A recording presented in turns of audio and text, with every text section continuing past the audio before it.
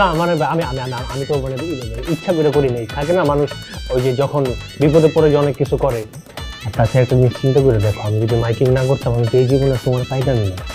তার মানে কি তুই আমার নামে কলঙ্ক ছড়াবি? আরে কলঙ্ক কই ছড়াইলাম, এটা থেকে কলঙ্ক ছড়ানো বলে নাকি? এটা একটা ভালোবাসার বহিঃপ্রকাশ, ভালোবাসার সবকিছু হালাল।